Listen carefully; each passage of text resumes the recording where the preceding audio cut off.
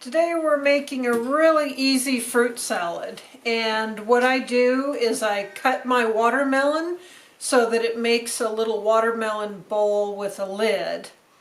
So the first thing you want to do is scrub the outside of all your melons. Scrub it up. I'm using a seedless watermelon, couple of cantaloupe, and a honeydew. Today I'm using an apple peach mango juice, has no sugar in it. My preferred all-time juice is a white grape peach juice. I thought it was pickle juice. And it has no sugar in it, but it's really hard to find. So after you've scrubbed the outside of your melons, you do not ever want to cut into a melon without scrubbing the outside. That's very important, no matter what you're making. If you're just eating it, it doesn't, same thing. Make sure you scrub it well. Now, with the watermelons, you want to find the flattest surface, and you do that by just, running it around like this on a table. But its flattest surface here is there. So what I'm going to do is I'm just going to cut off the very edge of this just to make it slightly flatter. Okay, so I just took the very edge of that off. So it's still going to hold liquid. So see, it gives me a nice surface.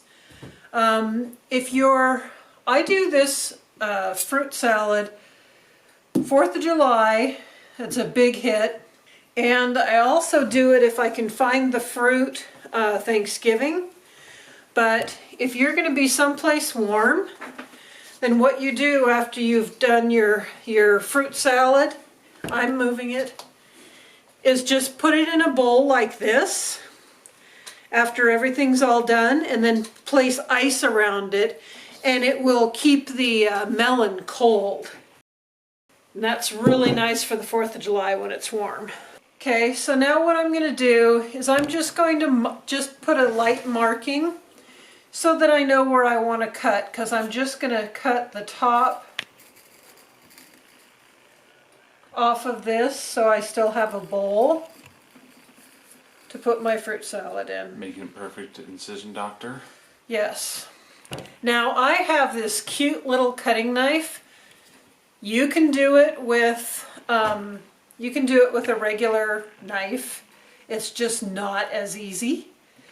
So when you cut your top, you want to be angled down and in. It's very similar to cutting a pumpkin. Or a person. So I don't cut them flat. I cut them angled down and in. Okay? So now we're making our first cuts. Okay, so now we've cut totally around the edge of our watermelon. It now has teeth.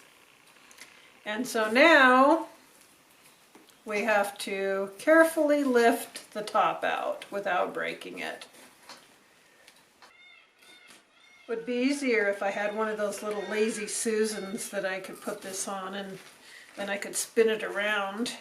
Susie was a great girl. But she was lazy. There. Okay. So there's our top. And you see how nice that looks? Can they see it? Yeah. Okay, so now what we're going to do is we're going to make melon balls, and we're going to put it in our juice over here. I've got a little bit of juice. How much juice? I just have a little bit of juice to put it in for now. That's not how recipes work. Shut up. If you're doing this like a day or so in advance, you can actually just put your melon directly into like plastic bags or a glass bowl or something and keep it covered. If you're serving it that same day, you can go ahead and just pop it into the juice, which is what I'm going to be doing. And I'm sure most of you know how to make melon balls. There's a melon ball. What if they don't have one of those little ballers? Then you're shit out of luck. Yeah, you kind of are. I don't know how to make melon balls without a melon baller, so... Yeah, because trying to do it with spoons doesn't really work that well. No, you could actually cut it up into pieces if you like, but melon balls are fancier. I know, they're so fancy. So I'm just gonna ball this stuff up real quick and I'll show it to you when we're done with that. The top I'm gonna clean up a little bit with a knife here, just to make it more symmetrical. You can get all those melon bits or brains. Yeah, you have kind of leftover melon parts when you're done with this. So, you know. And well, I've got this in my hand, and see, I've got it nice and cleaned up now. What I'm going to do is I reserved the netting from the cantaloupe that I got. And I cleaned it, I washed it well, and then it's got a knot in the end here. Okay, so I'm going to take my top and put 2 holes in it. Rook. And I'm going to put another one in. Rook. And you must have the sound effects. Yeah, that you have to. Yeah. It's required by law. It's required. You can't do it without sound effects. And what's nice is doing this, you can put the lid back on your melon. Okay, so we take our knotted end and put it on the inside. And then we feed this up through. Just kind of going along with, you know, don't waste anything. Okay, so, see, so it's nicely knotted there. And we've come up through the top. Then we're going to go back down through and pull that down. And then I'm going to make another knot here.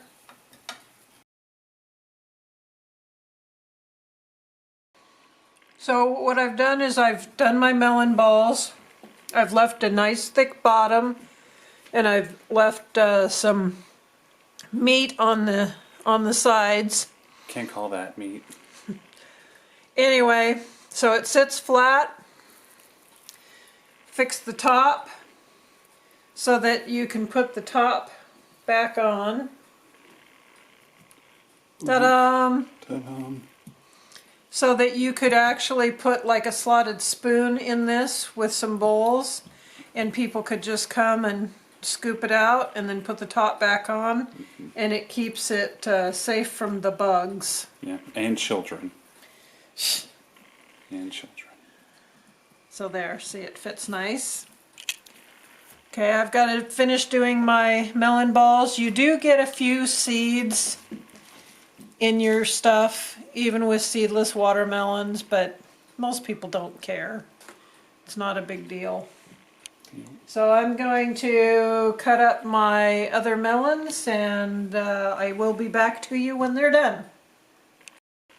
Okay, we're back now. We've got all our melon balled up, and here it is. After 5,000 years. It takes a while. You know, it looks kind of like strawberries and oranges and apples. It's not. I wish it was. And now that would be a good fucking ball. You do see a little bit of seeds from the seedless watermelon, but that's just life. Yeah. Oh. Hey, I think we need a bigger melon. Well, and that's what you do. You do end up with a little bit of reserved melon, so you can continue to refill the bowl. Yep. So that's what it looks like, preferably without some of these broke apart a little bit. Oh no. So then you take your lid, you put it on top,